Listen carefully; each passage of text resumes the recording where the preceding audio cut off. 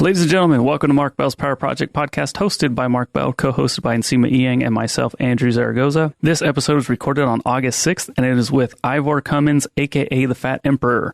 Ivor is a biochemical engineer, and he gave us the absolute best information, just the most useful information when it comes to the coronavirus, COVID-19. This is the episode that you're going to want to send and share with friends and family, especially those that are just They're feeling the fear from the media, the fear mongering that's going on, because Ivor absolutely crushed all of those fears by giving you guys facts and information, and just this is the episode. Okay, this is the one. I don't want to waste any more time. Let's hop right into this episode. So thank you again, Ivor Cummins, for spending so much time with us. And ladies and gentlemen, please enjoy this episode with the Fat Emperor, Ivor Cummins.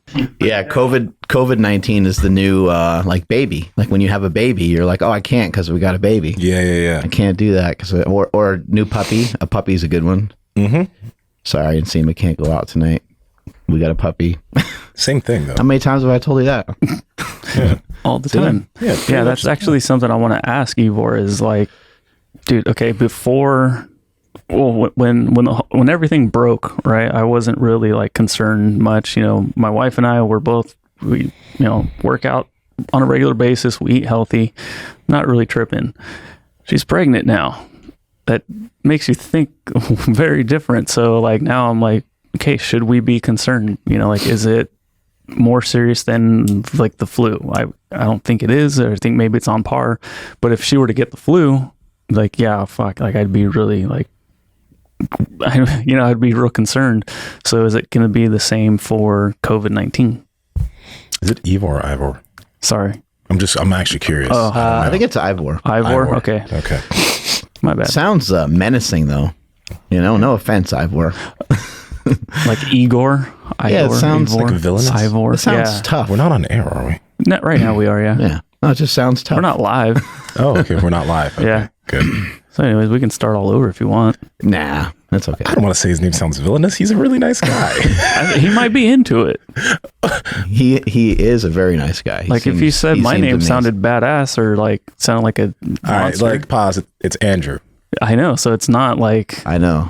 Yeah. Hey, how about this? You have to fight Andrew or you have to fight Ivor. Exactly. Yeah. Two different images come to mind. Yeah, see? Right? That's what I'm saying. Yeah, you're welcome, Ivor. Anyway, we're excited to have him on the show. I've been a big fan of his for a long time. I don't know how I stumbled upon his stuff years ago when I got into nutrition and started trying to take a deep dive into it. I was like, I should know some of these terms and I should know what I'm talking about when I talk about nutrition. And then I just realized that I'll never that'll never be me. I'll never be a Joel Green. But I did learn a lot from a lot of the stuff that I saw from Ivor Cummins. He has some outstanding information just kind of scattered throughout the internet. He's been a low-carb proponent for quite some time. He had his dad pass away a couple years back, and he just thought his dad could have a healthier end to his life. His dad, lived into his like 70s, I think, 72 or 76 or something like that. But he just saw the last 10, 12 years fairly compromised, and he was just like... there's got to be a better way. And so after a lot of research, he's the guy that came up with the, he didn't like invent it or anything, but he's the one that gave popularity to a calcium scan. And I think that we need to talk to him about that stuff. I think, first we'll tackle some of the COVID stuff just because it's so relevant and it's so important. And I think that the more that we can get information out to the general public, maybe the public can kind of start to voice their opinion more, and maybe it can get us in a better spot. I don't know how we get there, but I'm hoping that things will open up. I'm not a big fan of a lot of the decisions that have been made. I don't mind playing ball either. I don't mind, I'll social distance. I'll wear a mask. I'll do the various things that are, I'm not going to be an asshole about it. I'm not going to be like, I'm not wearing a mask, bro. I'm not going to fight anybody about it. At the same time, I don't think the combination of things that we have going on are effective. It's like, hey, do A, B, and C, but then you're also allowed to do these other things, and it just doesn't seem like it's effective at all. And from the very beginning, we've had some people on the show who said, like, a government is not going to stop a virus. How dare you think that? Almost. I think that is an important thing. And I know some people are like, well, you could slow it down, but slowing it down brings up a lot of other questions. If we keep this thing around for a longer time, does it have more of an opportunity to mutate and turn into something different? Possibly, So anyway, we'll get a lot of great answers from Ivor today. Mm-hmm. I just switching gears for a second. I started crushing flat iron steaks again from Piedmontese. No, you didn't, dude. They're so good. So. If you follow the podcast and maybe even my Instagram, then you'll see that I've been cooking my face off on my smoker, but I haven't been using the flat iron steaks until I moved into this new place. Mm-hmm. Dude, when it comes to like macro friendly like meals or whatever, this has 90 grams of protein and only 8 grams of fat for this. Like, I think it's only like 6 ounces. So like yesterday when I'm tracking stuff, I'm looking and I'm like, oh my God, I'm so like far behind on my protein. Like, what the hell am I going to do? But I didn't see it had like the negative. Dramatic comeback right there. Well, no, the thing is, like, it had the negative in front of the number. So I'm like, oh shit, I'm way over. Like, sick. All right, this is dope. So, and they cook extremely fast. They taste amazing. I gave one to my father-in-law the other day. I thought he like broke a tooth on a fork or something, because he's like, oh, and he was just like, this tastes incredible. It's my favorite thing to eat right now.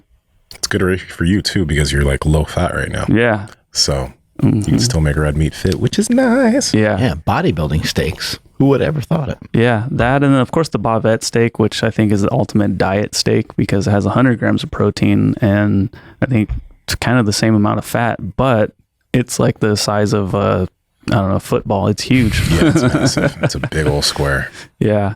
How about you, Mark? Yeah, I've been eating those bavette steaks like they're going out of style. I've been eating a lot more lately, trying to eat more protein just to kind of see. I just wanted to kind of test out the upper limits of this protein leveraging idea. So I've been really like morning and night, like fucking pounding food. It's actually been kind of hard just because I'm not used to it. Like I'm used to, I got used to fasting, and I got used to, I got used to just eating the way I was eating. I kind of would set up every night. I would set up like what I call a double dinner. I would eat at like 4 and then I'd eat again at like 7. And because the time between the two wasn't that far, I was able to eat a good amount of food, but it kept me, in check pretty good. But this seems to be working a lot more effectively, even just after doing it for just a handful of days so far. But protein's up to 400 grams a day, so I gotta keep like looking in the freezer. I'm like, damn, I gotta thaw out more steak. I keep forgetting. I'm like, oh shit. So you are eating literally all day. Who's eating all this meat? Okay. Steak and eggs. Yeah, I'm on steak and eggs. So I'm trying to pull it up. So yesterday I had 200. I know what you're thinking. Where do I put it all? You have gotten bigger. So I had 270 grams of protein yesterday, and it didn't feel like it. Like wow. I didn't feel like terrible. And that's good. Majority of that is because of that flat iron steak. I talked to our boy Ron Penna yesterday. And he was, because I was telling him, I was like, yeah, it's been kind of hard. He's like, you think it's hard? He's like, you think it's difficult? He's like, he's like, it's not. He's like, maybe because I've been doing it for 20 years. I'm like, I don't know. Every day, never missed. How much protein did he say he's been eating? He does like double body weight in protein almost every day. Wow. Never misses a day. He looks ridiculous. I had him on like a Zoom call. He's jacked as hell. He looks amazing. I was like, he always looks great. Yeah. I don't know. I hate the guy. He's the closest person that we know to Batman. He's just, he's like Batman. What are you, Batman or Tony Stark? Batman. Yeah, I'd say Elon Batman. Musk would be like a Tony Stark. Right. I actually think that together, Ron Penna is 100% Elon Musk. Because like Elon Musk doesn't really care about owning like a car company, although he takes a lot of pride in Tesla. But Tesla was like a testing ground for batteries. Ron Penna had Quest Nutrition for God knows what reason, because he would bring people in, fly people in throughout from all over the country. Carl was telling me the other day that they ran a test on people to see if light, not even just on your eyes, but light on your body, if light on your body during sleep affected your sleep, and it did. Gee, in a good way? Negatively impacted your sleep a little bit. So okay. Yeah. Okay. I think it starts to wake you up. That makes sense. You know, like hey, it's time to get up, even when you think you're out cold. That does make sense. But backtracking a little bit, for more information on Piedmontese, please head over to Piedmontese.com. That's Piedmontese.com. At checkout, enter promo code Power Project for 25% off your order. And if your order is $99 or more, you get free 2-day shipping, and you won't /hiccup burp like I just did. Yeah, how do you spell? Yeah, I know. ES. You just talking to your phone. COVID-19. Are you wearing a mask? Yeah, but bro, this room's not that big. I wore a mask walking in, and then since I got in, and you guys got your testing done, right? Like you didn't test positive. Positive. Oh, all right. Well, I guess I have it. He's positive that he's got it. Positive that I don't have it. That was the. Oh, okay. There we go. All right. And we're gonna ask Ivor about the testing and stuff too, which seems to be an even larger clusterfuck. Oh yeah. There's a lot of different types of tests as well. So, but I think they just cause confusion. You know, when we had swine flu around, for whatever reason, nobody cared. It just didn't seem like there was the hysteria around it. People still got very sick. People unfortunately died from it. So I don't want to make it out to be like it was nothing. But, you know, I just don't know. I don't know where this one caught ground. I don't know. I don't know. It's hard to make sense of it. Mm-hmm. It really is. I mean, I don't know how it gained the footing that it has, but maybe it's just due to our times, you know, the social media era and things like that. I think that's the biggest thing. And then it's spread pretty quick. But then also, I think it's because of the origin story. Chinese lab doctor dies of mysterious virus spreads. Like, as America, why do we always buy that? Like, does Nigeria have stuff like that going on where they got like, you know, like if you mention another country, it's like this ominous battle. You know, because we had like when I was growing up, it was Russia, and I still think like Russia or Russian stuff is like, you know, scary. Like, oh man, you know, that guy's Russian. I don't know why. It's just, you know, we kind of have that with rice. For all you Ghanaians listening, the jollof rice sucks, and like there's when you hear about Nigerian versus Ghanaian jollof. Anyway, I don't want to change the subject. Backtracking. Let's go back to what's important here. But yeah, no. I remember like Saddam Hussein, like that was like a big scare type of thing. And then, of course, Bin Laden, that was when I was in high school. So, you know, Bush was talking about having like a draft. And I remember just like all my like shitty loser friends were just like, well, I'm not going to worry about school because I'm about to get drafted. Like, I don't think that's how it works, but me too. Here we go. Yeah, Bin Laden, he had Mario Kart on his computer. He did. Hello. Hey, how's it going, Ivor? How you doing, guys? Doing well. We're doing amazing. We have to first start out with, how did the name The Fat Emperor come to be? Because that is an amazing moniker. Well, it works for me, but it's a few years ago. In 2012, I got into health and biochemistry research, metabolic health.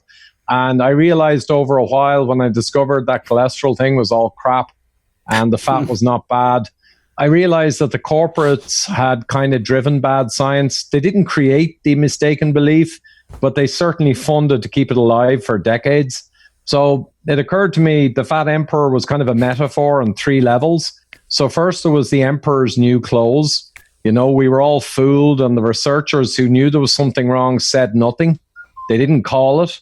And then you have the emperor being corporate power that funded it to maintain it.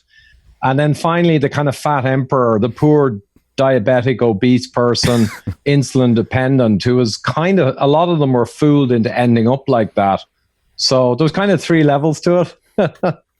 It seems like we're being fooled pretty on a pretty large scale right now. How did you get into researching COVID-19? And like I've been following a lot of your stuff. I've been a fan for a long time. Been following a lot of the stuff that you share about heart disease and insulin resistance over the years. But how did you kind of end up morphing into diving into the coronavirus?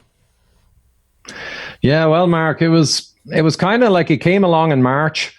And I was a bit interested, but I'd seen the Chinese data, and I even began to see the Italian data. And, it was average age 81 and 98.5% had comorbidities. And I kind of thought, okay, this is going to be like a tough flu, but it's not going to it's not like a massive epidemic thing. And then as things began to shut down, I thought, whoa, I thought it was an overreaction. And then lockdowns came in. And then in Ireland in April, they decided not to lift the lockdown, even though the curve had turned, the hospitals were emptying out, and clearly it was going through a flu-like seasonal pattern. And I thought, well, great, they can pull the lockdown. It was okay to do one, even though I didn't believe scientifically in it. But then they refused to take it out, and they put in a 4-month plan. Then I knew, wow, what's going on here? And I began to research deeply into virology, epidemiology, and all aspects related to it. I began to interview people who are experts. And yeah, we have a load of experts around the world now in all disciplines who would agree with the view I take, as it happens, but they're not listened to.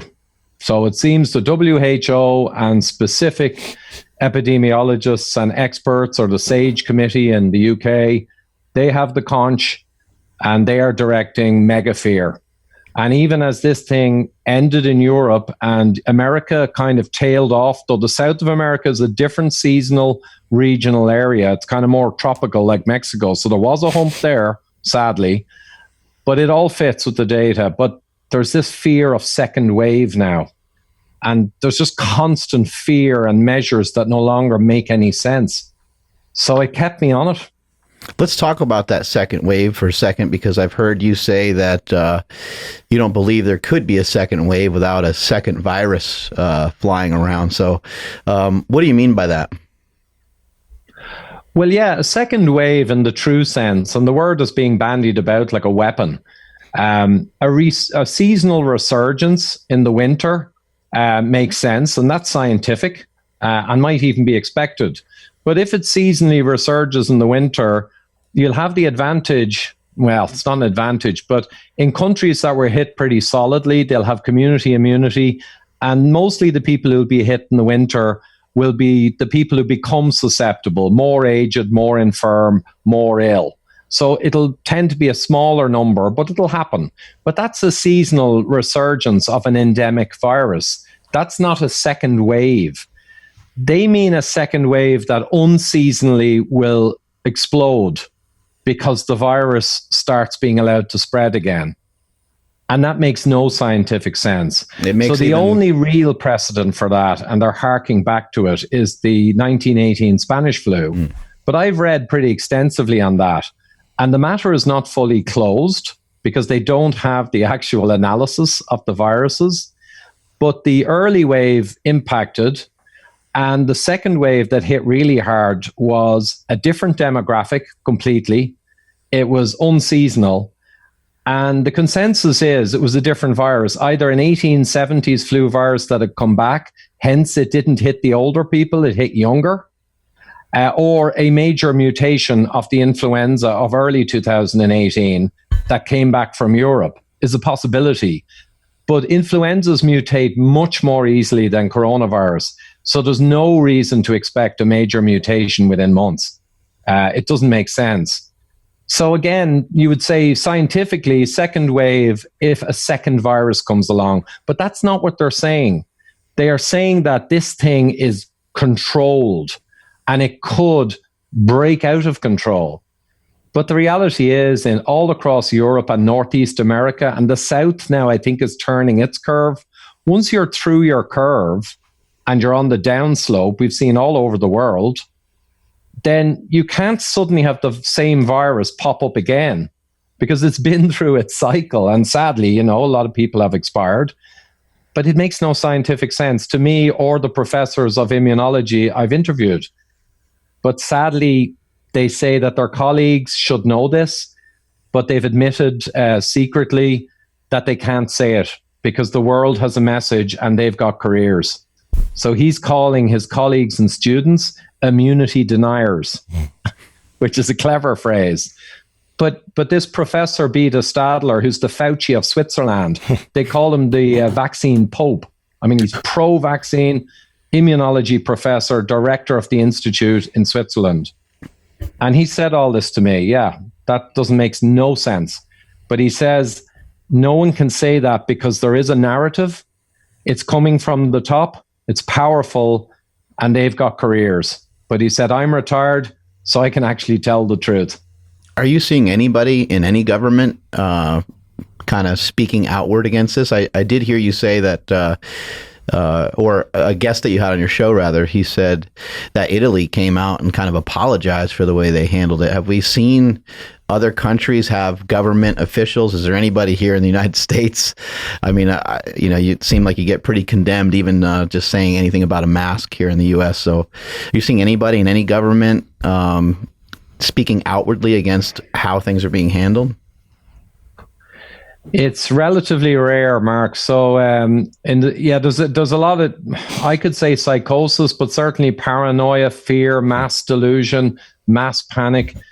That's going on, and it's infected everybody. So,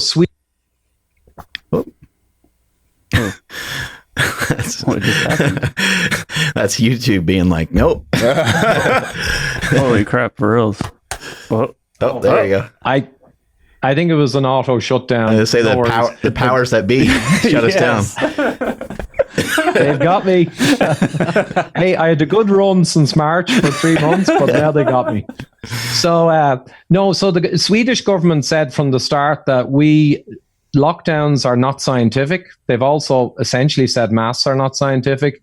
And they said, we are going to follow the science and we will take further actions as required, which is a scientific person's way of approaching it.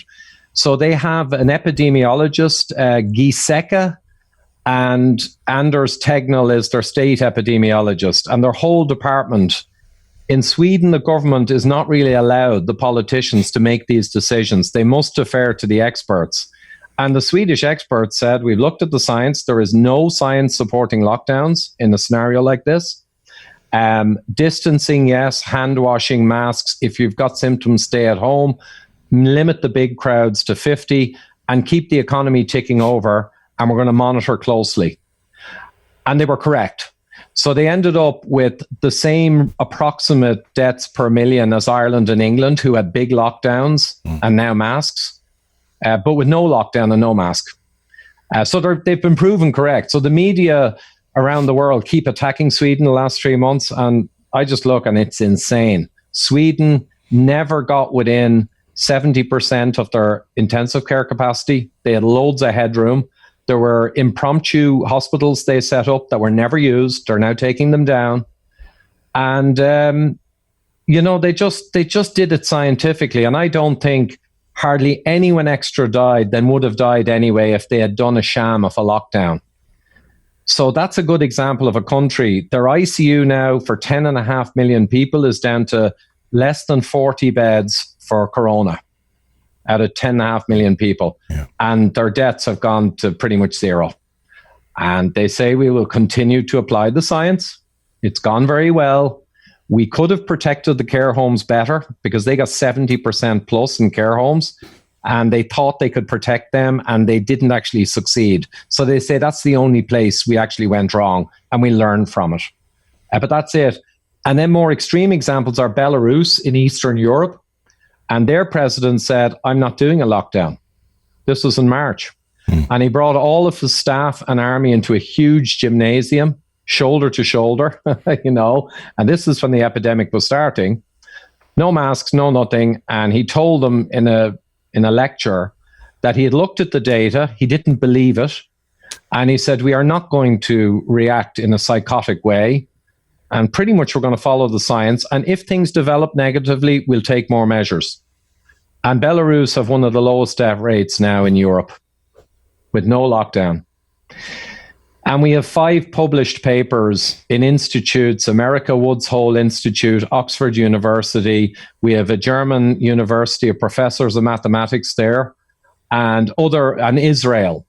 Multiple published papers showing mathematically with no real question that the lockdowns did not connect to any major benefit in all countries across Europe and the world, including in America. So we have the answer about lockdowns, but no one wants to hear it now. You know, it's very embarrassing. It's caused huge destruction. To admit that it didn't do anything over safe distancing, smart distancing, is unthinkable. So it looks like, you know, the wagons are circled. The lockdown did magical works. And now we need to do more stuff if we're taking away the lockdown to prevent this spread, which makes no scientific sense in the summer in countries that have collapsed. The epidemic's over. You should be allowing a certain amount of safe transmission during the summer when the mortality is on the floor, and have more community immunity built up before the winter, where some people will be challenged. That's it. You know, when we pay attention to Sweden and Belarus, a lot of people would wonder, well, did they do so well because of like their population density, et cetera? Because when you look at places like here in California, right, I think we got rid of the lockdown like a month and a half ago or 2 months ago. Apparently we also had more testing, so the numbers kind of went up. And then we locked down again, and people are saying, oh, we should have just kept the lockdown. If we kept the lockdown, the numbers wouldn't have spiked. So when we're looking at that, how should people look at that? Because people are now saying, oh, it's because we stopped locking down that we're now having more cases and more deaths. Yeah. So the first thing there is cases are useful in the rise of a real epidemic where deaths are rising. You know, cases help you predict and control what's going on. But when a thing is plateaued, like a flu-like illness is in its flattened curve, or a Gompertz curve where it's coming down, in Northern Europe is like that, and Northern America, you see a rapid rise, community immunity kicked in, the susceptible now are sadly deceased, and you see a long, slow collapse. Once you're in the collapse, cases become almost useless. You know, because you're past the peak, you're coming down. What you can do during that period, unfortunately, is create a case-demic, I call it, and get people now, when the deaths are gone and the epidemic has faded, or the deaths are very low, and the problem is effectively faded, you can start hysteria around a case-demic. So you can do more testing, and you get more cases, and the graphs look terrible. Or you can even see more cases, but the mortality is not really spiking, so it doesn't really mean much.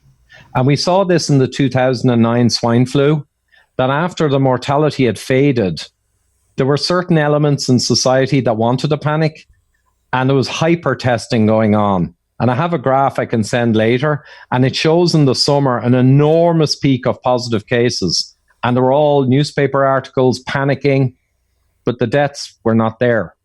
So coronaviruses are seasonal, but you will find coronaviruses throughout the summer if you keep testing, and you'll find even more in the winter. But the $1 million question is, do you have an epidemic level of mortality and intensive care? And if the answer is no, our mortality is only 50 per million average, or 1 or 2 per million per day. Like recently, Florida was a couple per million people per day. That's not an epidemic. Doesn't matter how many cases you have. Are we seeing an epidemic impactful scenario? So I don't know if I explained that right, but you've got to look at the death rates. Now, I know they lag from the testing. That's true. So if your cases shoot up in a real epidemic, it will be followed by death. But if you've plateaued or are falling, cases rising in younger people often are not really followed by much of a mortality impact. And you got to stand back and say, how big an impact is this really? And that's where I think California, because of the hysteria, the massive testing, everything's gotten blurred, you know? I've heard you say that, multiple times that you don't feel lockdowns have really done. Oh, you still there? We'll have him again. He should come back. hopefully. Technical difficulties. Okay.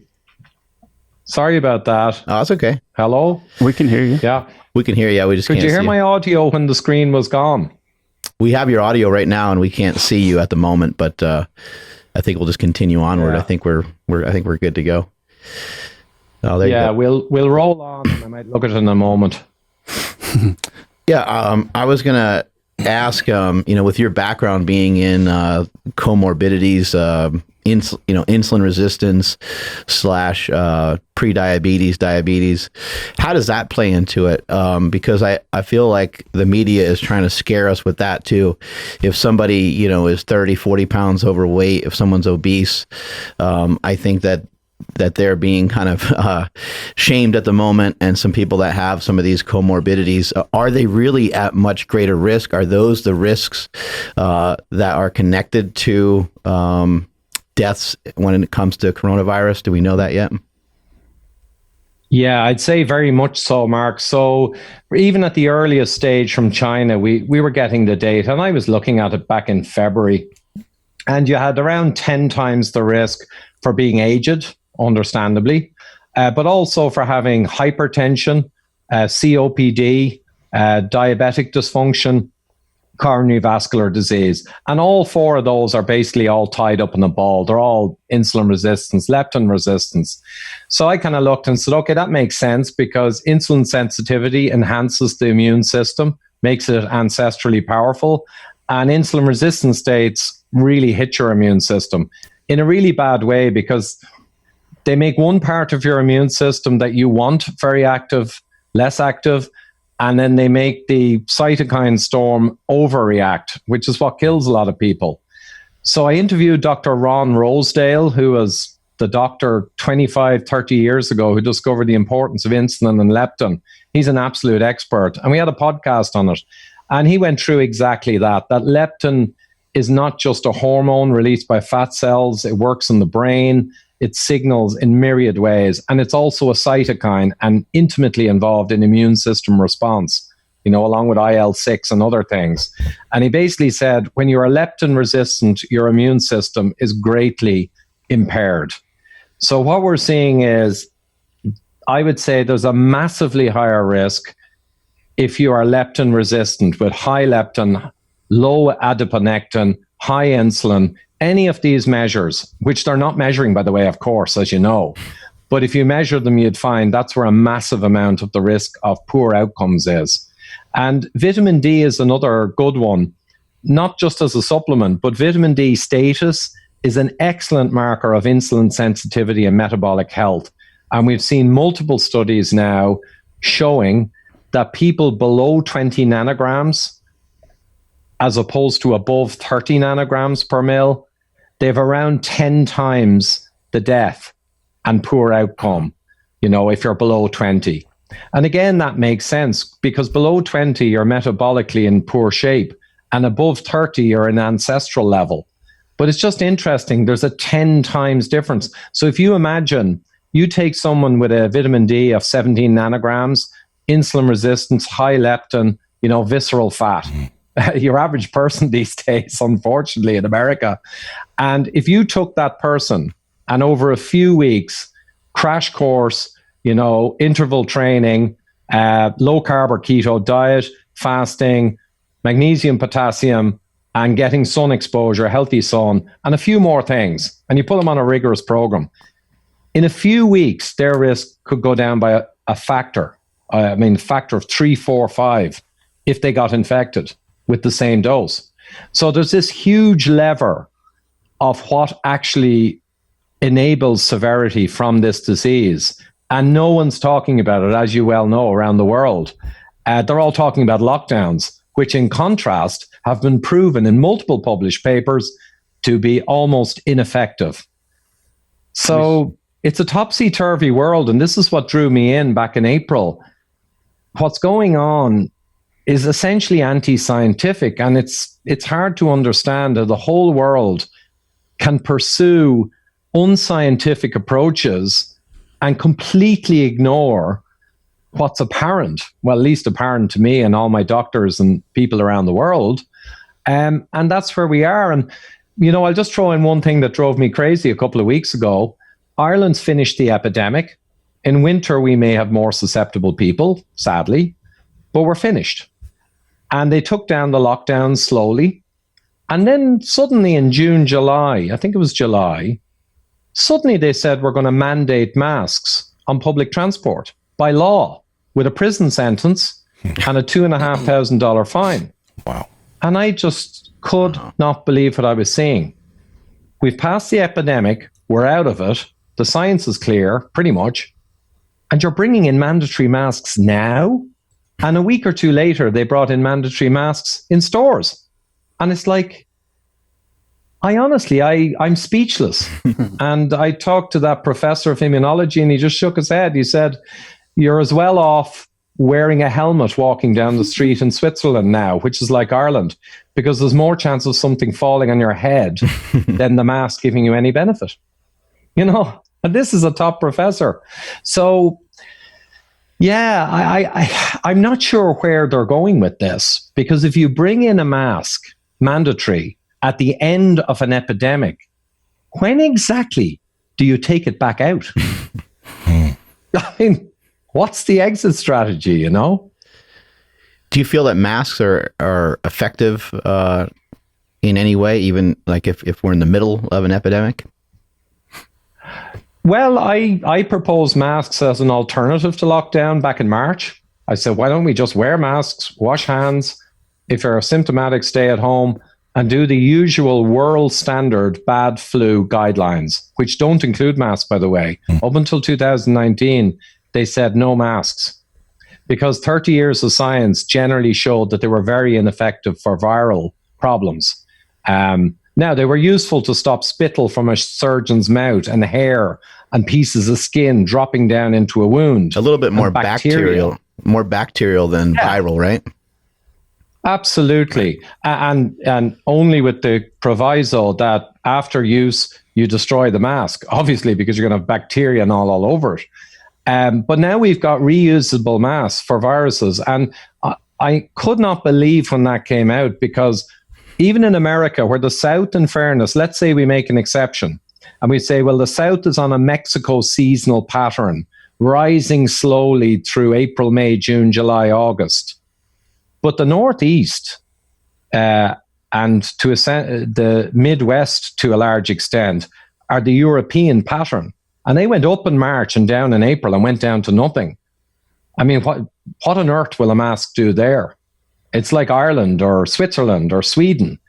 You've kind of gone through your curve. I mean, this is the same as prior flu-like illnesses in that regard. And once you're past the epidemic in your region, season, then really there's nothing really to do but just keep washing your hands and get ready to protect the new susceptible in the winter. And you can do that because we just said, you can go to a nutrient-dense diet, meat, fish, eggs, pull out the sugars and carbohydrates, get those older, sicker people insulin sensitive, and you're going to make a huge impact on next winter. But they don't want to do that. They want to just keep doing lockdown stuff. Sorry, I'm just getting frustrated talking about it. I remember hearing rumors about people being able to contract the virus twice. Is there any truth to any of that? Able to contract the virus by? So I just remember rumors like early on about like hearing reports of people contracting the virus twice. I think that's part of why like the second wave fear mongering's going on. So is there any truth to that? Well, scientifically, no. So you can say anything. You can say when the moon is in a certain phase, the virus will get stronger. Many of us will die. And I can't prove that that's untrue. But the fact is now 6 or 7 months. In fact, it's been out since November. It's in the sewage in Italy and in Brazil since November, maybe before. And we've been through the cycle in many countries. And there isn't a single credible instance of catching it a second time in that 6 months. So the reality is that In Sweden, they made the same point recently, and they made the point many times over the last few months. They've been monitoring extremely closely. There is not a single instance of reacquiring it. And that's why their immunology people in their team, they're saying, no, this is like a classic virus, which, to be honest, you should expect that it is. And the immunity gained post an event is pretty solid. So they're really only thinking about next winter now, like I said. So this catching it again appears to be a tool of kind of quasi-terrorism. And the second wave seems to be a tool. A lot of these things, I think, are not impossible, but they make no sense to be pushing to the public. A proper crisis manager, like the Swedes, or let's say we had FDR back again or something, right? You know, or a real war president. They would run this, you know, with a stiff upper lip, use the best of the science, take a balance between risk and keeping our society freedoms and our economy alive, and be ready to take action if the very unlikely happened. If you actually truly began to see a resurgence of mortality that's very clear. Do you know what I mean? I mean, I was a crisis manager in many $100 million issues when I was in my engineering world, and they were a big deal. They didn't involve people's lives, of course, but they were massive amounts of money. And you got to be real cool-headed. And this is killing me, this thing, in the last 3 months, because only the Swedes really are running it with a cool head. And I guess Belarus and a lot of countries in Europe now, actually, in fairness to them, like in Belgium and others, they've had death rates per million up at around 700 or 800, which is double Ireland and higher than Sweden and the UK. But they are there now, basically back to business, because the Belgian experts kind of see it the way I see it. We've been through the epidemic and it's kind of back to the old normal now, unless something unusual happens. You know, it's monitor and get people back to normal for obvious reasons. So I am curious about this, because nowadays when you hear an individual that's speaking against corona on the news talk about it and compare it to the flu, people are now saying this is nothing like the flu. Obviously it spreads easier, but if we do take comorbidities out of the equation, not all of them, like old age, but individuals being obese, etc. There is a narrative that's also going around that, oh, it is killing more young people now, which you don't see, or at least I don't see as actually being true. So is there any comparison here to the flu, or is it something that is totally different and we shouldn't be comparing it to the flu? No, that's a great question. All right. I would say that it's comparable to a bad influenza in nearly every way that matters. So essentially, it would look from the all-cause mortality across the whole of Europe, 400 million people. We have got the excess mortality related to this for 2020. And it's around 175,000 excess mortality over the 400 million. And 2018, the figure was 140,000, right? It was a tough flu season. And the year 2000 was higher again.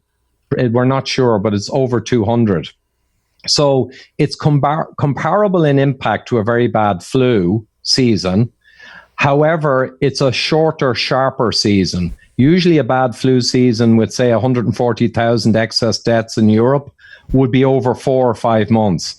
But this happened in a few weeks, hence the overloading of the hospitals. So there was a long, low flu season for the last year and a half in Europe, and there was very little extra mortality. So a lot of susceptible people built up. And then right through 2020, January, February, March, there was very little flu action. And then suddenly Corona appeared, and it obviously caused a major impact. But in impact from a bird's eye view, it's like a bad flu season. In seasonality that I described already, like Brazil, Peru, Mexico, southern USA versus northern USA, northern Europe, it's very like the flu. In transmission, it's broadly like the flu, maybe a higher transmission, but not out of this world. So I think it's perfectly fair to compare it to a flu, but not say it's just like any old normal flu, because it's more severe in impact. So I presume when people say you can't compare it to a flu, unless they're clueless, they just mean this has hit harder than the average generic flu. But it's certainly not as bad as the 57 flu or 68 or even 2000 in the numbers. So yeah, I'd say it's a flu-like illness. Corona follows a similar seasonal pattern. It usually, coronaviruses have very low impact.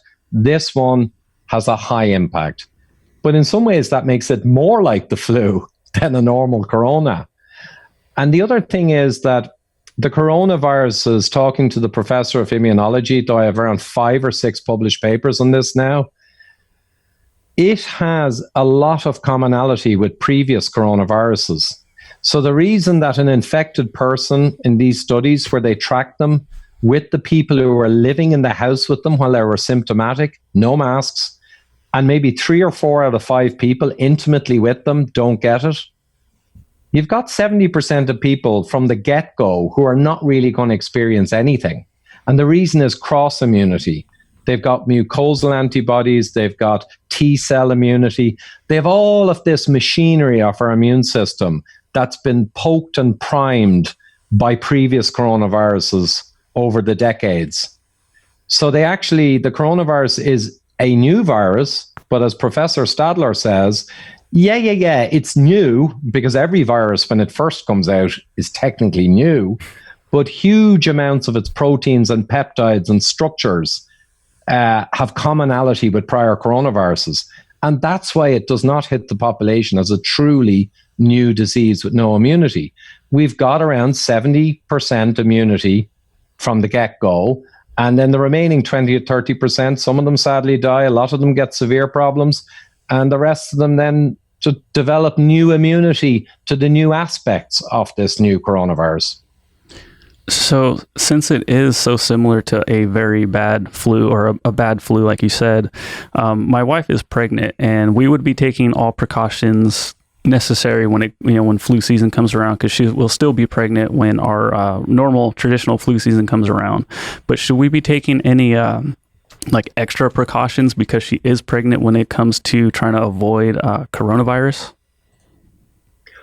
Well, yeah, that's an interesting one. And again, Prof. Stadler brought it out specifically.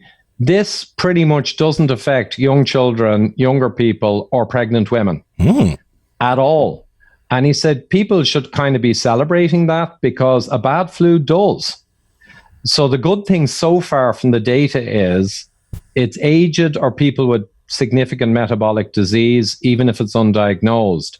Early on, I saw, to my astonishment, in early April, I think, there was a big article, pregnant women in New York, a large number, they randomly tested them, and 16% were full positive in the PCR, and they were pretty much all asymptomatic, right? So there's not a single thing I've heard, and various profs have said, it's not affecting pregnant women or younger people, which a bad flu actually does. So from the data, I'd say less worry about this, and I'd continue to maybe have some concern if a bad flu came along. Would there maybe be some concern over blood sugar? Because I know that sometimes that can be an issue for women that are pregnant. They can become like pre-diabetic. Would that be something to keep an eye on? Oh, yeah. There's that kind of diabetes effect. Yeah, there's 2 states in humankind where insulin rises and you become pro-diabetic, and that's teenage, adolescence, and pregnancy. And there's reasons for that. I'd say yes, it would make a lot of sense to avoid that scenario, that gestational diabetes type scenario, if at all possible, because that will increase susceptibility. That said, though, the data so far from America, where you're going to have a lot of that, if we're fair about it, still says pregnant women are not being affected in spite of that. But yes, if you want to be really careful, the best thing you can do, insulin down, blood glucose down, diabetic physiology lowered. That's where safety lies. Yeah. So then we solved it. If you want to be immune from coronavirus, just get pregnant. Do we also know why they're not affected? Well, their immunity goes up, I'd imagine. When you're pregnant, you produce all kinds of hormones, right?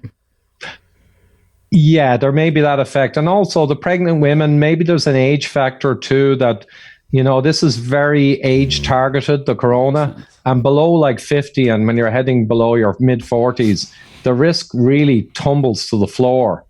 And, most pregnant women are going to be down that age. So there might be a bit of confounding with age, but because the flu, a bad flu, doesn't respect age so much, it can hit pregnant women, even if they're young. And of course, it can hit children and infants. And it does. So Professor John Ioannidis from Stanford, one of the most cited scientists in the world, brilliant man, he got in a bit of trouble for pointing these things out, pointing out the immunity is much greater than we thought.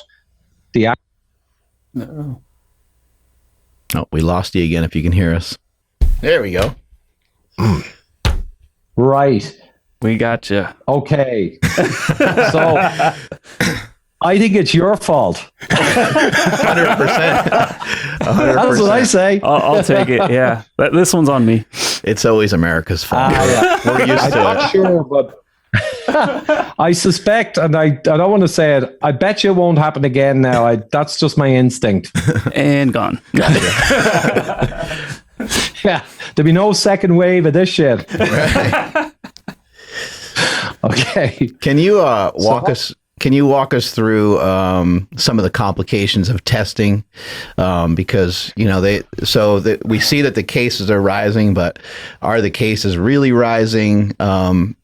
I don't even know if you would have knowledge as to what's the most common form of testing, how accurate that is, and if someone is concerned, what test they should try to go get. Yeah, so the various tests, there's quite a few different versions, but they're all the PCR kind of genetic multiplication. And what they do is they find, imagine a virus that's got tons of proteins and peptides, all kinds of structures. Well, what the tests are doing is finding just one, or some tests two, or the best tests, 3 different pieces of protein that are associated with SARS-CoV-2. And there is some talk about cross-reactivity. They could pick up a positive from another coronavirus, though they've tried to make the better tests not do that. But I'd say the main problem I would see, and I verified this with Prof. Stadler, is that the specificity they are quite high, that 99% of the time, if it's positive, it's very likely is SARS-CoV-2. And it sounds good that only 1% of the time it'll give you a false positive. And that sounds great. You say 99%, and all the politicians and all the epidemiologists say it's 99%. It's amazing. Problem is, you test 1,000 people, you can get 10 cases that don't exist, but you get 10 cases. So when you're in low levels of cases and high level of testing, 99% is useless. So in Ireland, I think in the last while, there was a figure, we did 20,000 tests and we got around 25 cases. So they could all be false. They probably are false. It's meaningless. So that's the big problem, is the specificity, that if you're doing a lot of testing at the end of an epidemic where you're not really seeing much death and not much going on, you're going to get a ton of false positives. Maybe a big chunk of your actual case graph is false positives from the test. So that's shocking. The other massive problem is Korea discovered this, and they published in April. So in March, Korea said, you can get reinfected. We have 250 people and they had it, they recovered, and they tested positive again. And that's where a lot of this reinfection BS came from. So everyone was, oh my God, like hundreds of people, and this is big numbers. And then Korea came out with an announcement and an apology to the world, but not many people covered it. And they basically said, we've just discovered that those reinfections, it was actually dead fragments of virus. And they discovered that you can get a PCR positive a couple of months after someone's had the disease and they're clear. So they said the half-life of the cells being gotten rid of and the viral fragments is a couple of months, maybe 3 months. So now you've got a load of positive tests that are just people who had it and they're now okay. So if you add that to the specificity, you got this huge blur of noise from your test results. You're over testing and your mortality is leveled and is falling. And you've got a case-demic, like I mentioned before. And that's a disaster because it keeps the fear alive, the confusion, you know, and it's not based on good measurement and good data. But no one seems to really care too much. They actually don't seem too worried about what I just said. They must have an idea of it. They just don't seem too worried. I think everyone in power just seems to be happy to hyper test, put 1,000 million watt arc light onto this thing like we never did for influenza. And when it begins to go away and wanes, like an influenza season, they seem to turn up the wattage higher and do more tests. I can't understand it. Do you think some of that comes from Fauci? Well, you know, there's no question. I mean, because Fauci has gone on the record and most of what he says is fueling fear. So, yeah, I mean, it's coming from Fauci. It's coming from the WHO. The WHO basically got onto all the countries in Europe after the epidemic waned in Europe. And it's truly on the floor. And even Sweden with no lockdown is on the floor. And it's happy days, to be honest. And the WHO moved in and said to all the countries, you need to get masks in, mandatory masks. So you're saying, okay, what is the WHO thinking? All along they said masks are not really any use. And now when it's kind of ended until next winter, they're telling all the countries to use masks. So I'd say the WHO, the likes of Fauci, the Imperial College London that came out with the predictions of death that threw everyone into a panic, and Neil Ferguson there, they were out by a factor of 10 to 12 in their estimates, and you can see that from the Chinese data. The IHME, I think in America, came out with massive predictions. So there's all these organizations and top people who are extremely influential, the top influencers, and they're all coming out with the same kind of thing. So basically everything they're saying, no matter what happens, as the curves come down, things get better, it's looking more like a seasonal flu that's over, increasingly they come out with more and more fear. So if more youth are getting it, right, and the mortality drops because it's young people now and it's almost safe infection, they say, oh, the youth are getting it and they're going to kill the old people and there's more infection now in the youth and it's spreading like wildfire. But that could be seen scientifically as a good thing because when an epidemic wanes and you keep testing more and more, you know, you will tend to see it in younger people with less impact. But they seem to say this is a bad thing. And just back to Fauci briefly, Fauci came out the other day, and I couldn't make this up. I have to pinch myself every day the past 2 months, but Fauci said maybe we should be wearing goggles. Yeah. Yeah. So he's either being funny, I don't know the man personally, maybe he's just really humorous. He's being sarcastic. He's trolling and the press are picking him up wrong. Jesus Christ. Is there a danger to you know, like I know some of the point of what they've been trying to do, it doesn't seem like it's making any difference, but let's hypothetically say that it's lengthening the amount of time that the virus is around. Is there danger to that? And is that even something that's potentially happening because of the lockdowns in the beginning, the quarantine and so on? Well, yeah, there is potentially theoretically. So the lockdowns didn't really do anything for Europe. And to your point earlier, they were done a bit late anyway, because the virus was around for months. But they, along with social distancing, may spread out the curve. And that'll just kind of spread it out to get into the winter, where human immune system function collapses a lot, particularly in susceptible people. So I would say, and the immunologists I've talked to is, once your death rate is down, your hospitals are no longer under pressure and the epidemic has waned and is no longer epidemic. And you're seeing younger and younger people. At that point, probably you're better off pulling back on all the measures while monitoring hospitals and course and everything, and allow more relatively harmless spread, because this is never going away. It's endemic. And then maybe allow more cross immunity and immune reaction. so that there's more herd immunity next winter to protect the old people. So even if the old people right now are protected and don't really get exposed, that's fine. Just make sure all the people who are relatively healthy can get it, become immune, and that will protect the older people come winter, because people will not get it as much.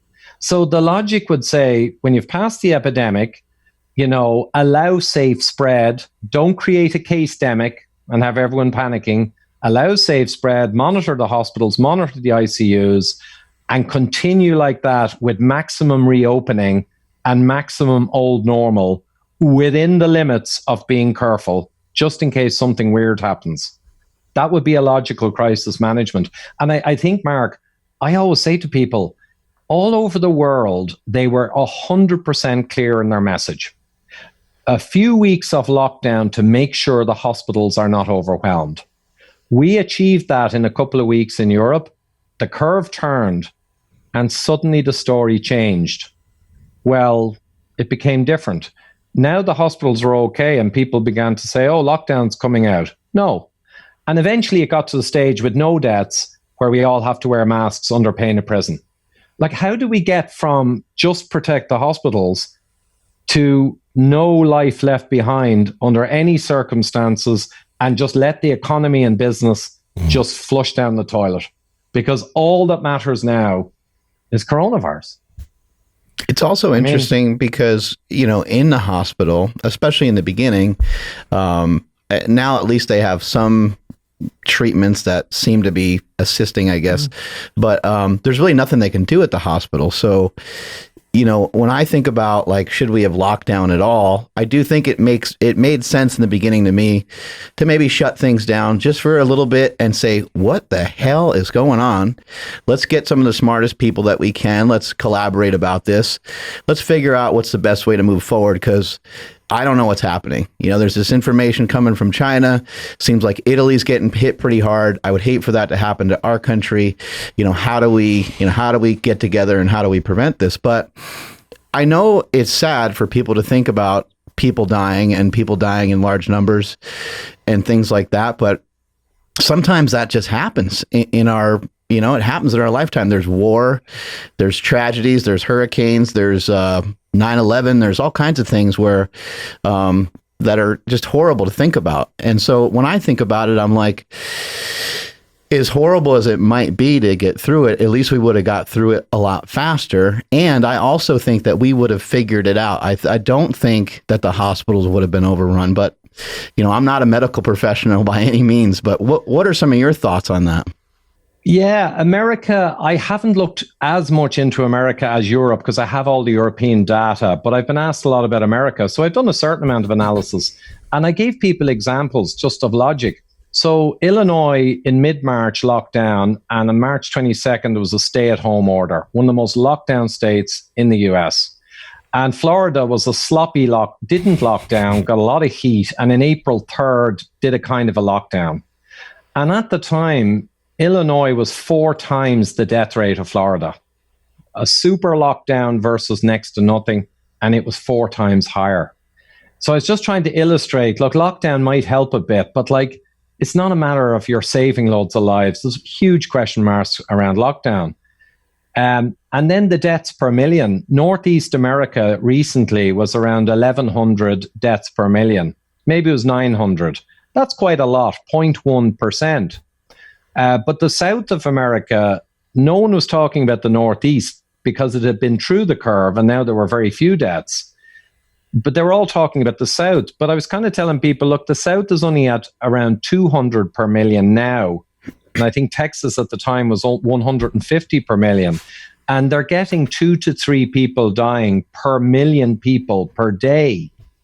So it seemed people they weren't able to realize 2 people per million inhabitants dying per day. That doesn't sound like a huge amount, but that's the numbers.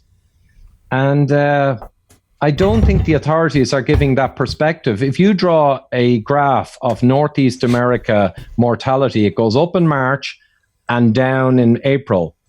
And the South, even in Texas and Florida, is just way lower mortality, but it did start rising. but it's rising in a Mexico-like hump that suits its region. But it's still only going to reach maybe a third or a quarter of the deaths per million as the northeast of America. But people might not be able to realize that. Look, all deaths are tragic, but imagine when we come out of this, we'll be 4 times less death per million than the northeast. And we've already been through the northeast and it's finished. I don't know if people know these numbers. I try to do little videos with the graphs, and I can send you a link or two on what I just described. Yeah. 2-minute videos on USA. And again, I don't want to judge USA. I don't want to really get involved in any politics, but just explaining the data to people so they can kind of get a picture. The graphs in all the newspapers. Is that okay? Yeah. Mm-hmm. Sorry. The graphs in all the newspapers, as an engineer, they showed the very worst graph format in order to scare people. There's no Financial Times. They are always choosing the data, the time frames, and the scales to make it look shocking. And that's what worries me. A stiff upper lip, old-fashioned media 50 years ago would present some of the figures I'm talking about and put it in perspective. The modern media, no, it's a hysteria engine. And I think the 1957 or 68 flu that was much worse than this, no question about that whatsoever. It got page 3 on the newspapers, down the bottom. I mean, Woodstock happened, they went to the moon. People just accepted there was a bad flu and older people were getting hit pretty hard. But back then, the philosophy was you don't do lockdowns. You just take care of the ill and wash your hands and take reasonable measures. So things have changed. In 2020, it appears we can literally become utterly panic-stricken. With all due respect to the deceased, I don't think there'd be too many more or less regardless of what we did, sadly. I think the virome is extremely complex. It's pervasive. Brazil has COVID-2 in the sewage, human sewage, November 2019. It only rose in deaths in April, May. So there's a whole question around dormancy too. And, Italy had November 19 in the sewage, but it shot up in March and down in April. Would we have better results? Would we have better results with testing our poop? Well, Massachusetts in April was finding a ton of COVID in the poop up in Boston. Right. And Massachusetts State. Or maybe it was March. It was March before things really got bad. And they were just saying, guys, we think this is all over the place. And it was. I think with a high transmissibility virus that was in the US and Europe in January, arguably back in December, November, it was flowing through the population. By the time lockdowns happened, it was just waiting to spike in its seasonal trigger of the virome. So I just think a lot of them are missing the point. They're correlating lockdowns. They don't correlate. I think a lot of this was kind of predestined, but there's a huge belief that we can magically affect it. So to your point, Mark, it's not disrespecting people who are deceased. People die. Viruses come and go. It's not our fault. It's the virus's fault. But the management of it, I think the cost benefit of what was done was kind of crazy. The damage, the starvation around the world, the economic damage, the suicides, the cancer diagnoses missed all over the world. Heart disease issues. Basically everything was thrown down the trash because only Corona mattered. And I don't think that served humankind, and I don't think it saved lives. I think, in fact, the opposite. I think the long-term overall suffering and death will be much higher because of the way it was handled.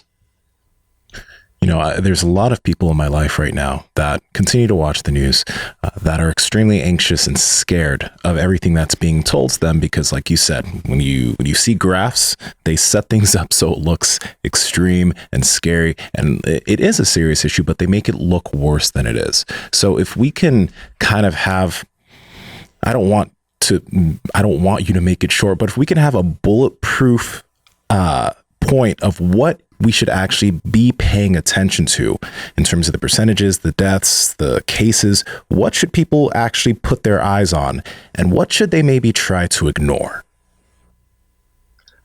Right. Well, I would say deaths per million population, which you can get on the web.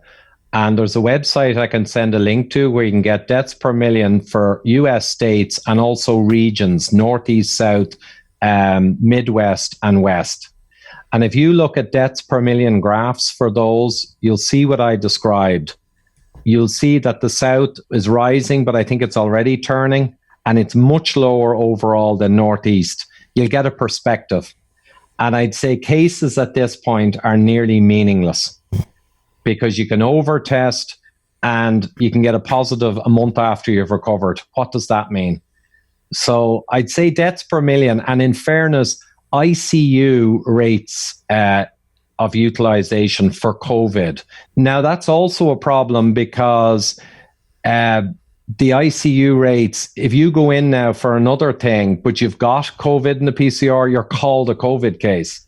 And it's been reported from America fairly authoritatively that if you break your leg and go in, you get a PCR test, you're a COVID hospitalization. Yeah. So, I mean, the data, you got to be, I say ICU, that's clearly COVID, but deaths per million is the real measure when you're in the hump or coming down the far side. Deaths per million, are they coming down?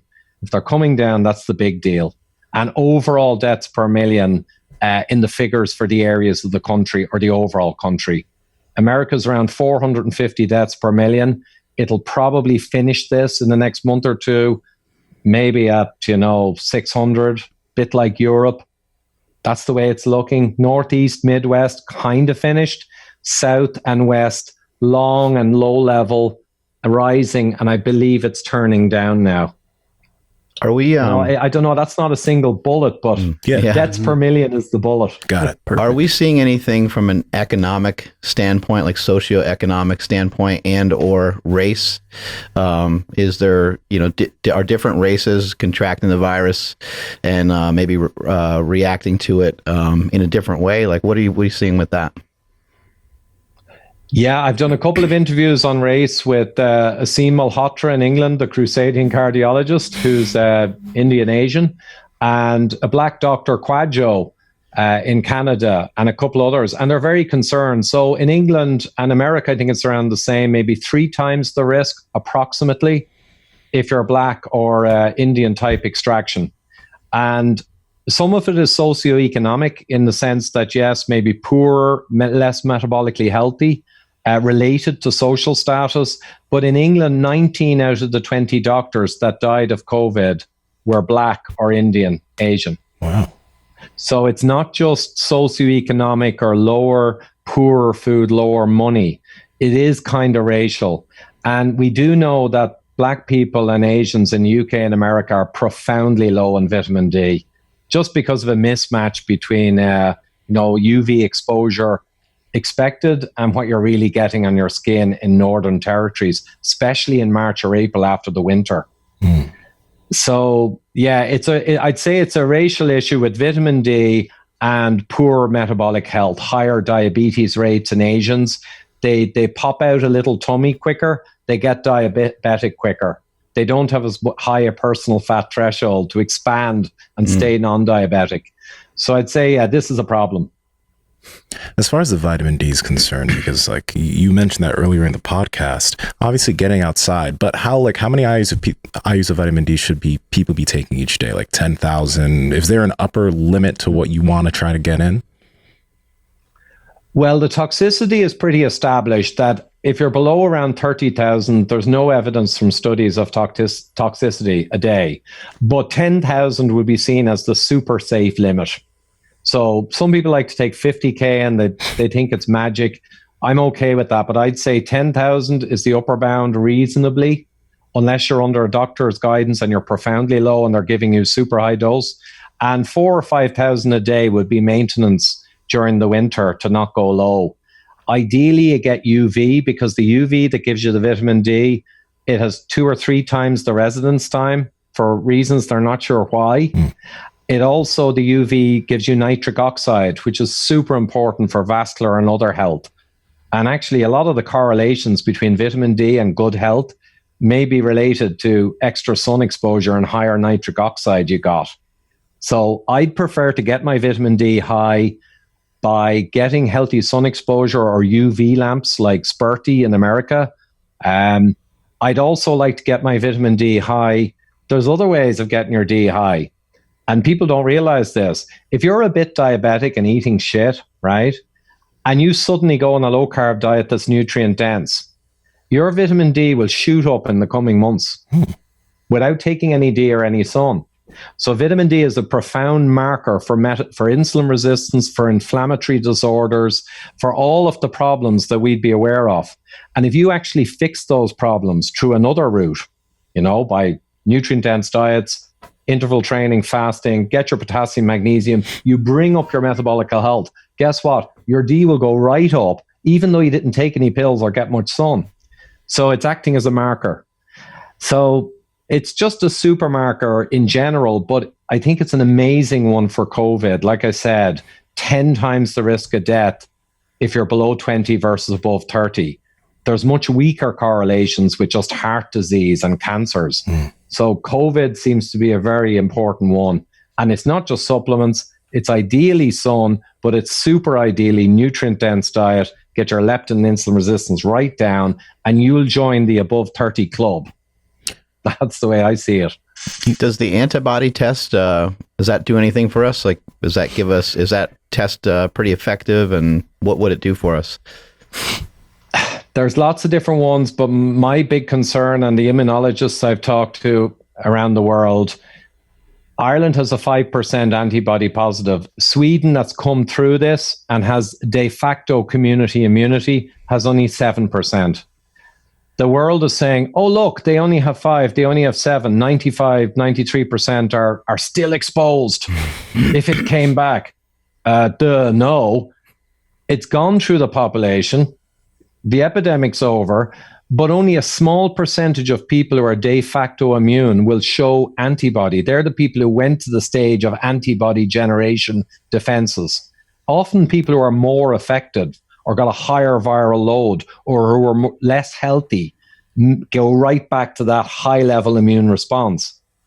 But like I said, the tracing studies for people who are symptomatic with people in their buildings and houses, no masks, often 3 or 4 out of 5 people never got it, and they were mixing freely with a high RO virus. And this was seen in studies of flu transmission. So there's an immunity in the population, even at the level of your mucus layers, where you can just fight this off and never get near an antibody response, or T cell could fight it off, never near an antibody response. So I think they're grossly underestimating the true practical immunity. And that's why I think it's become another tool of fear that I don't think is scientific at all. What other countries have made it through? You mentioned Ireland and Sweden. It seems like they're done/finished. And then what do you mean by that terminology that they're done with the epidemic? Well, most of Europe now, almost all of Europe has gone through their Gompertz curves. So Professor Michael Levitt, who I interviewed, Nobel Prize winner in chemistry, he worked all this out from the math, from the Chinese data back in February. And he saw that from the Chinese infection curve and mortality, that it was never exponential and it curled over naturally, not necessarily to do with lockdowns. And then he looked at the Italian data. So basically for Northern Europe and a lot of regions and Northern US, you've got this Gompertz curve that naturally happens. So when you're down the end of that, regardless of your measures, that's when I say you're out of it. So the comment from Professor Stadler at the end of the interview is, well, he said, I wish you all the best in Ireland, but in Switzerland, we're finished with this. And that's from the vaccine pope, one of the top immunologists in the world. Because he said, we're finished with it until a winter resurgence, which is normal. And he said, in Ireland, you are too. Because in Switzerland, they had, 500 or 600 deaths per million. Ireland had 380. You're pretty much there. It's gone through the population until next winter. And most of Europe is in that position. But unfortunately, I guess they're, as he would call, immunity deniers. The only way you go through that classic curve, regardless of measures, and come into a tail, is when you're through it and you have de facto herd immunity, until next season.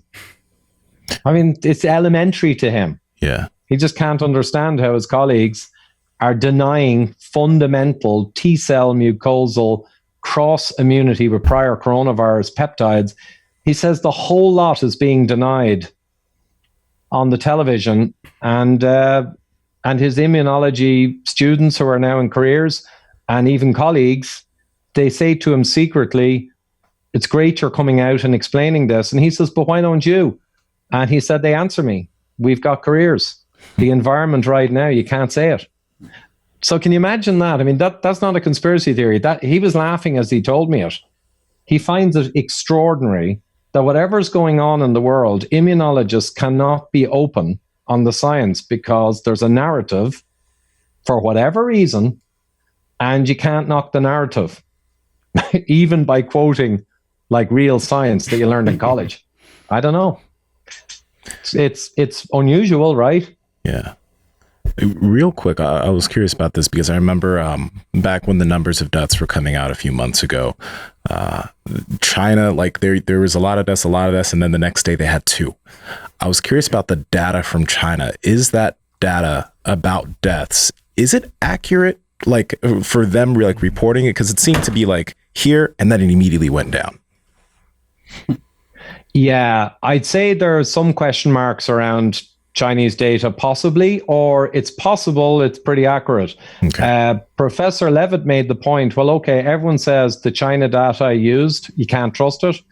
But he said in principle, they would have had to have a time machine because Italy data was the exact same curve shape. Oh. Now, the absolute data for different regions, maybe not, but his point was it mathematically followed the Gompertz curve, just like Italy did, and later all the countries did. Okay. So they couldn't make up data that happens to accurately be what you should see.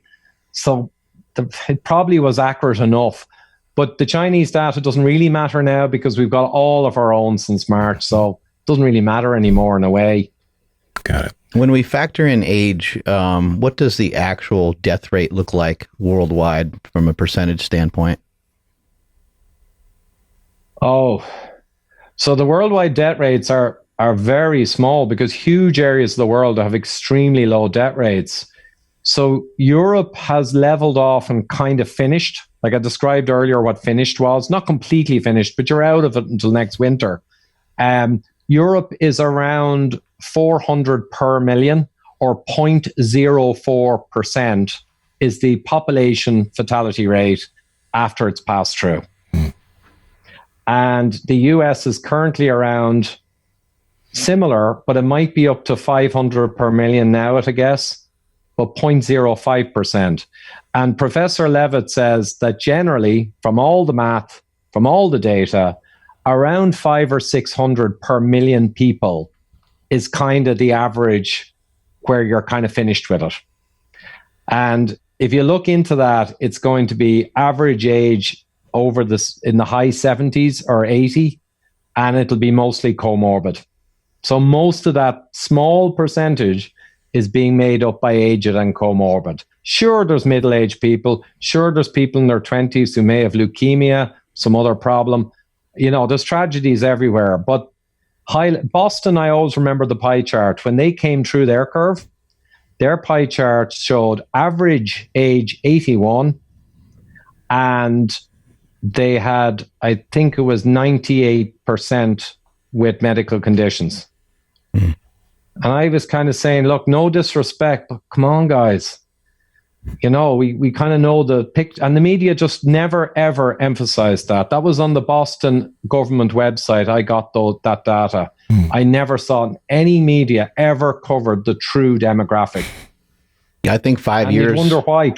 I think 5 years or so from now, they're going to find out those numbers are probably even half of what you're saying, just because of all the, we're probably talking about 0.00 something percent. You know, they'll probably just keep fading away. Andrew, do you have a question? Yeah, I did. And what's funny is there's definitely something going on with our this podcast in general, because now my camera that points at me just went out. But yeah, I know this has been an amazing conversation. I can't wait to share this with my family. But one thing that I just remember just totally like terrorized my mom was seeing the trucks backing up to hospitals and body bags, you know, all that stuff, you know, like that's the one thing she points at and like gets the chills when she thinks about it.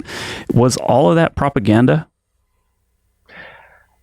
Yeah, well, I'm not sure there were pictures put out showing a person in an ICU, and it turned out to be a dummy. Apparently that was true. And lots of media had pictures that they said were local, but they're actually a picture from Italy. So there was all kinds of kind of chicanery going on with photos. But I think it's a reality that if you have a bad flu spike and your hospitals are pressured, which they were in Italy and they were in New York, you do occasionally use overspill facilities, and I guess they may use body bags. But the thing is, that's kind of a medical behind the scenes thing. I mean, you don't really see a loved one being cremated. It's probably not new. So I think, it's probably not new. You know, they probably have had to do that before. There's nothing. Right. Exactly. But the media this time had locked their talons into this in Italy like never before. And there was hysteria building. So I think people saw a lot more than they normally would. So if you look across Europe and America, there's only pockets of overload. In general, the hospitals all handled it fine. And I'll give you an example. 2018 in England, there were big newspaper articles. People don't realize this in the UK. So they have around 50,000 dead, with probably a lot of overcounting, to your point, Mark. But the UK were claiming 62,000 dead in headlines in 2018. And I was told by ER docs over there, they had overload in many hospitals because 18 was a bad flu season. But no one said anything and no one covered it. But this year, a lesser number dead, apparently. And it's just wall-to-wall coverage, and they're getting the cameras in to the refrigeration facilities, and they're getting those cameras in everywhere. So I think it's not so much, it is propaganda, but it's not totally making things up. Propaganda is when you continually reinforce a narrative that we already know. And real investigative journalism is when you challenge a narrative and look for balance or potential other things. So we have propaganda because we have rammed down our throat what we already know constantly. We know it's like a bad flu season. You know, we know there's tragedies. So yeah, I think that was a professor of pathology, Dr. John Lee, told me that definition in an interview with the same question. He said, yes, this is propaganda, and it started in March. Is there truth to one of the reasons why in South Africa the coronavirus seems to be pretty low is because they've been taking the malaria drug hydroxychloroquine for a number of years? Is there any truth to that? Yeah, it's a possibility, and there's a lot of stuff around HCQ. There's a lot of evidence that suggests it's good when taken early. It's a hard one to answer, though, because I think Africa seasonally and regionally will have a longer, slower hump and less impact because of its area of the world. So it's hard to tie it to HCQ. I think there's some interesting things in HCQ. Switzerland, for instance, stopped using it for a few weeks, and the death rate shot up. It's quite striking on the graph. And then they started using it again, and the death rate went back down a couple of weeks later with a lag. So there's that and many other associational studies that suggest it has efficacy. But as you know, it's become so political. Yeah, I've heard that with zinc and a Z-Pack that it's actually quite effective. But I guess, we won't know for quite some time. Yeah, I think it's such a hot debate that I'm kind of staying out of it, because it's controversial enough for me to say what I'm saying to you about the real rates, you know, the real curves, whether or not there'll be a second wave. All of that is hot enough, and all the math to make sure we get it right. But getting into HCQ, you're into an absolute political minefield, it looks like. Hey, in wrapping things up here, I would love to just kind of, bring up the fact that you made a documentary on helping people to reverse heart disease. And thank you so much for producing that and getting that done, getting that made. I know it cost a lot of money to do things like that. So can you give us a little bit of info on that movie? And I know that more recently you also put out a new book, which helps people live longer and be healthier. Yep. Hey, thanks, Mark. Yeah, really quickly then, the movie is extratimemovie.com, all one word, extratimemovie.com. And you'll get it there. And we follow 45 super sports stars from the 90s, and they're now in their late 50s. And we scan them all, and we find a whole load of them with massive heart disease risk. But the day before, their doctor said they were fine. So a couple of them actually had heart events afterwards and multiple bypass surgeries. Calcium scan, so they were right? truly saved. Yeah, it was amazing. And one of our guys we follow, he's the hero. He's the 1200 calcium score, which means enormous disease and risk. Yeah. And we follow him for a year and we rescan him. And at the end of the movie, you see what he did.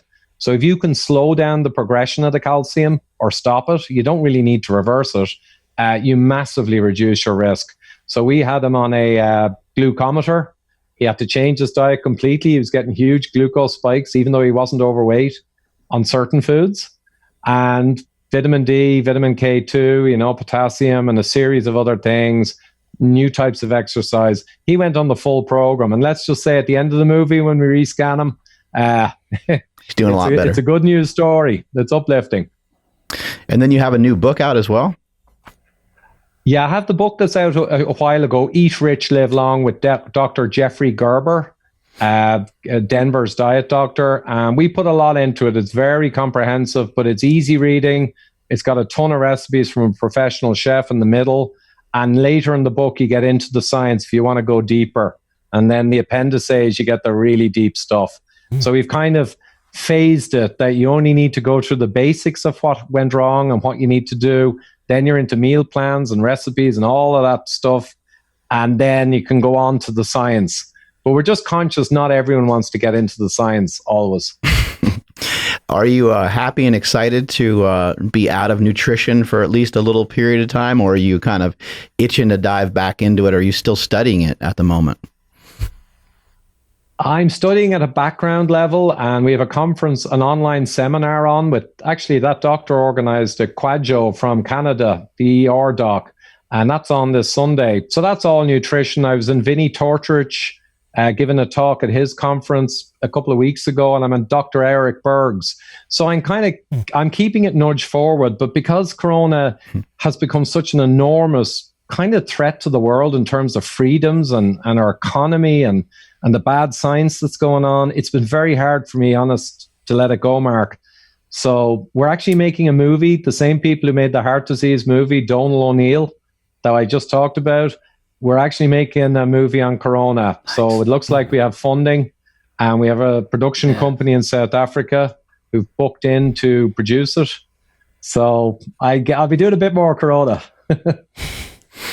Awesome. I can't thank you enough. I think that was very, very informative. And I got to say that I really appreciate the way that you are just looking at the numbers. You're just looking at the facts and you're repeating those facts. And I know that you might get excited or frustrated here or there, but I think you're doing a great job of really being a real journalist and really bringing us the information that's really, really needed. So thank you so much for that. Thank you, Mark, and guys. Yes, sir, great to be here anytime. And I'll send you some links to some of the short videos that visually show you some of the figures I was talking about and graphs for people who are interested. I'm hoping I'm fat enough to be interviewed on your Fat Emperor show, too. Hey, man, I put on a lot of weight in 3 months of lockdown, working 7 days a week, sitting on my ass in this office. Thanks again. Have a great rest of your day. Great. Yourselves too. Bye now. Yes, thank you so much. See you later. See ya. Man. Fantastic. Ivor's dope. That was awesome. That was an awesome interview.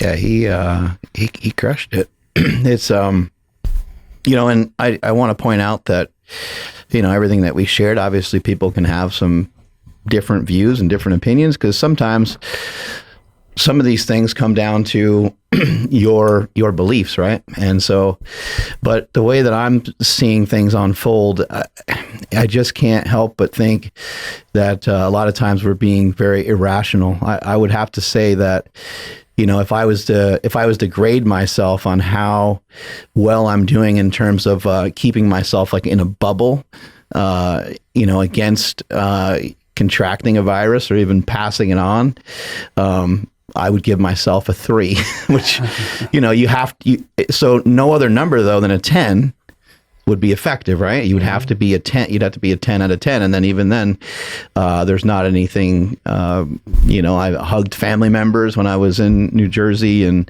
I also have my own beliefs. I don't have a lot of fear over it.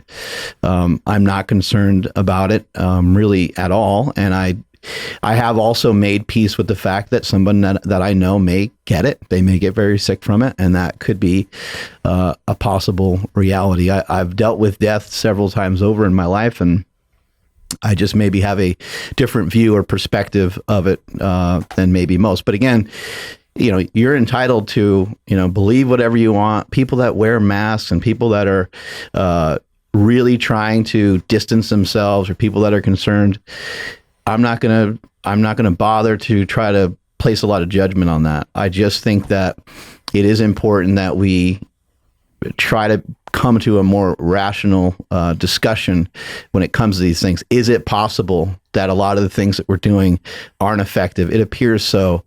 I hate seeing the United States blamed for so many things. I'm not all that patriotic, but it is annoying and frustrating to see that the people of America keep getting blamed. Well, there's the people in Florida who aren't wearing their mask. Oh, what about the people on the beach? And what about this? I'm seeing a lot of people still follow the rules, right? But again, we're halfway out. We're halfway quarantined. There seems to be quite a bit of confusion. I mean, it's not confusing to wear a mask. It's not confusing to stay 10 feet away. However, do you wear a mask inside your home? Do you not get close to anybody? What about if somebody comes to your house and fixes something at your home? What do you do with that? And what do you do with the 27 people that guy worked for over the last 3 weeks, right? And it just goes, the list goes on and on. What about the money in your pocket? What about the dollars and how many people have that been touched by? I mean, hygiene and trying to figure all this out is very, very difficult. And so rather than getting spurred up about it and fired up about it, I'd love to keep figuring out a way to try to get closer to the truth. And I think that podcast right there was really helpful. It did a lot of good also in terms of squashing fear. Yeah. Because like he said, as far as the news is concerned, there's a lot of smoke and mirrors to get people to pay attention to different things. A lot of graphs that are tailored to look scary and look extreme. It's affecting a lot of my family members, especially my mom. And your mom probably couldn't be healthier either, right? Exactly. Like she's pretty jacked, you said, right? She's pretty jacked. And she's the last person that I would, like, if she got it, I honestly would not be worried. I really wouldn't be worried. But that's the thing. It's just like there's so much being thrown at people to get them anxious, get them scared. All these, you know, the professionals are all saying do this. It's like, you know, if you don't, are you going to kill somebody on accident? Are you going to get it and pass away? It scares people, but I like how he clarified everything. He made, you know, the deaths per million. That's a very good way, or a very good way to go on looking at it. And it makes you understand, oh, it's really not that bad. So yeah, and the title of this episode is going to be the Case-Demic. I thought that was the biggest and best thing, because I hadn't even really paid attention. I don't watch the news, but like as far as like the narrative, like it did go from deaths to cases all of a sudden. And I didn't really pay attention to that, but when he said it, I'm like, oh my gosh, he's totally right. And if you go to Google and you type in I forgot what it was, but like new cases or something like that, or in any number of 3 digits, or like new cases, and you type in any 3 numbers, it will pull up an article from wherever in the country. It will show like New Hampshire, blah, blah, blah, 347 new cases. You type in another random number and it will pull up an article saying that in this town there are X amount of new cases. And that just blew me away. And I think that, with this episode, people are going to realize that, and it will squash some of the fear. So I'm excited to put this one out. Yeah, this is a shareable one, right? Like, absolutely, hey, yes. Check this out. I think Jordan Syatt said it best when he was here, and he said a retweet is an "I told you so." He's like, it's the ultimate example of "I told you so," and I think that this is obviously like falling into a lot of my beliefs and biases, but fuck it, right? Yeah, and while we're at it, just real quick, like I'll lean on people that are listening and watching this. If you need an "I told you so" for somebody, put it in the comments and I'll make that for you. And then you can share that with whoever the hell you want. But yeah, let's put out a bunch of "I told you so's." In this situation, it's funny to say Trump was right, because you remember when all the testing started happening, like the guy was consistently saying, hey, we have more tests, we're gonna have more cases, we have more tests, we're gonna have more cases. And then for a while the media was and they asked him again, and he was like, yes, that's what happens when you test more, you get more cases. And everyone was like, no, that's not right, there's more. Trump was right. Yeah. One thing is, I would love to see our government, like review this information. Like why, I'm having a hard time understanding, if they do have a plan, I just don't know what it is. It's hard to know what the plan is. What he mentioned about Belarus, I think, was amazing, where the guy got everybody together and he was like, all right, here, we're going to explain all this. And if we need to, if I'm wrong, I'll admit that I'm wrong and we'll talk about it then. But we're going to go on like this. And unfortunately, not from our president or not from our governors, and it just hasn't come from anywhere. Hasn't come from anybody that's able to really do anything about it. It's come from retired people that we've had on the podcast that can now, kind of say whatever they need to say and say whatever they want. But anyway, amazing having Ivor on the show today, really punching holes in this thing. But I really want to strongly advise people to please go check out his YouTube channel. He's got a ton of great information. Check out his podcast. I know that the information from him is very thick. It's not easy to hear him talk about the different things that he talks about, but when it comes to heart disease, and I mean, he's really he's on the forefront of a lot of it. Some of it is said easier or said in a much easier to digest tone from someone like a Stan Efferding. But guys like Stan Efferding, a lot of people that are going out doing seminars and preaching a lot of knowledge about nutrition are getting information straight from people like Ivor Cummins. So I got the utmost respect for him. It was amazing having him on the show. Yeah. The Fat Emperor. What a great name. Fat Emperor. Why didn't I think of that? Should have, man. Yep. Yeah, that was fantastic. All right, want to take us on out of here, Mr. Andrew? I will. And sorry I can't put the camera on my ugly face because it went down. Hey, so that's cute. amazing. Don't be saying that. I know, I shaved today too. You're real cute. I got it cleaned up. It was getting a little... Anyways, seriously though, I think this is probably the best conversation we've had when it comes to coronavirus and everything. So I personally am going to share this with, it's going to be hard for me not to share it with somebody. Send it to Dr. Batar. You can definitely, we can do that actually. But anyway, so if you guys found this information helpful, especially just trying to squash some of the fear, please share this with friends and family, because there's somebody that that needs to hear the whole conversation.